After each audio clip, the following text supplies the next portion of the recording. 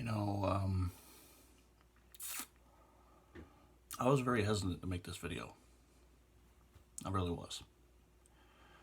I was very hesitant. But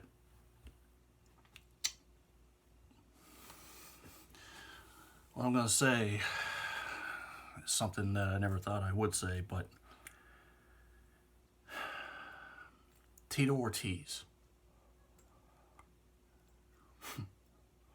my teenage hero, the man who got me in MMA. Here's the thing, Tito, I'm not talking to an audience right now, I'm talking to you, Tito. This 31-year-old autistic kid, when he first laid his eyes on you when he was 16, I was inspired.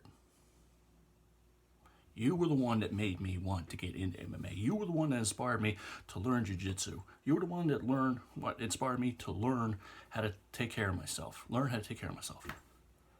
It wasn't Randy Couture, it wasn't Chuck Liddell, it was you. It wasn't George St. Pierre, it wasn't Matt Hughes, it wasn't Rich Franklin, it was you. You were the one to make me go and train to learn how to be a mixed martial artist. Or at least learn how to defend myself. I was in my entire province, right here, Newfoundland Pride, I was probably the only one that ever supported you. I was the only one that ever had Tito's back, verbally. When everybody was rooting for you back in 2006 to lose to Chuck Liddell, I was the only one going for Tito Ortiz. In a bar room full of Forrest Griffin fans, when you fought Forrest the third time, I was the only one who was supporting Tito Ortiz. When Jenna, oh yeah, I'm going to go there. When Jenna Jameson, that bitch, that real beaut, was the little princess, couldn't get over the fact that you were fishing and weren't paying no attention to her, when she was accusing you of spousal abuse and drug abuse, when we all know it was a lie, when you got handcuffed and arrested, I said Tito was innocent. I said there's no way in hell Tito could have been doing drugs because he's the one that's been training for the fights, and every single fight that he had from the time that Jenna was accusing you to the time that you and her broke up and had discovered that she was the one that was doing the drugs and screwing with your life and screwing with your career, that could have been even greater if you actually got a manager besides her. The whole time, you were doing piss tests, drug tests, and every single one of them came clean. So yeah, you were the one doing drugs? No, you weren't. And I proved. I raised my hands up and said, I told you Tito was innocent. I cried that fight you had with Chael Sonnen when you said that you were going to retire. After you won the fight, when everybody said, oh, it was fixed, defended you again. And then I find out, which was the biggest heartbreak, and me and you, we've talked on Twitter before. And I begged you, as your fan, as your supporter, as a guy who I looked up to since I was 16, please do not support Donald Trump. You've been to his rallies. You've supported the way he thinks. You've supported all the horrible things that he's done. You were all for the wall.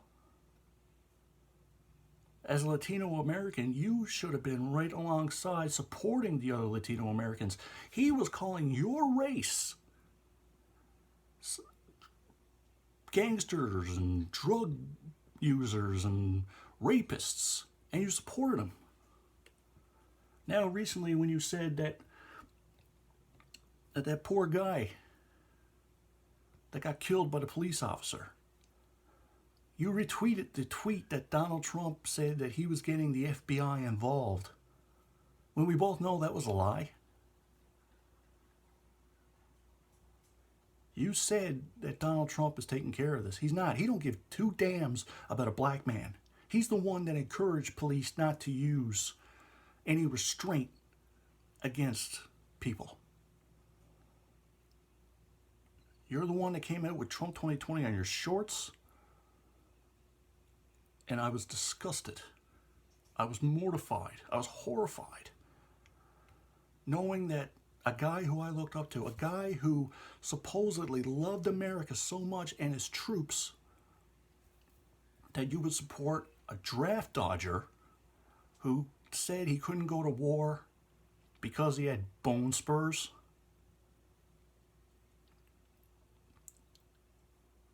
I just can't be a fan of somebody like that. It just breaks my heart knowing that somebody like you could be a Donald Trump supporter after everything that he's done. And it breaks my heart.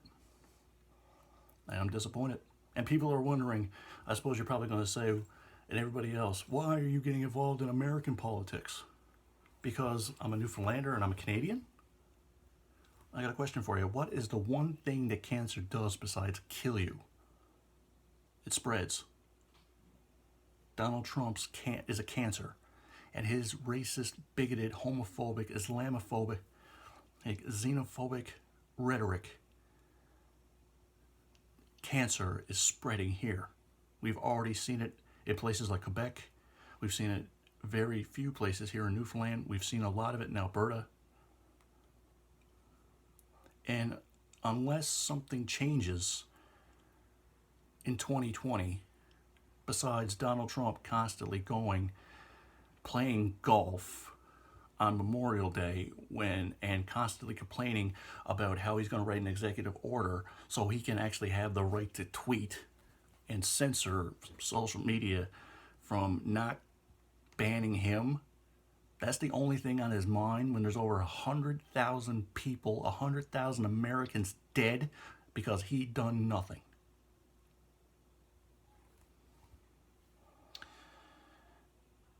So,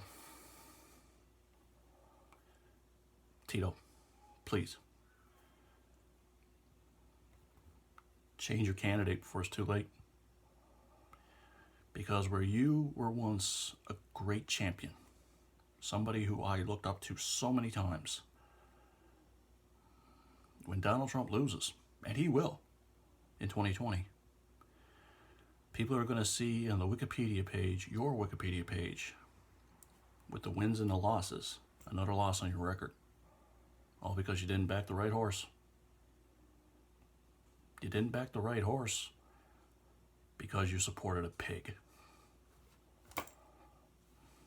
Anyway, that's my 2 cents worth.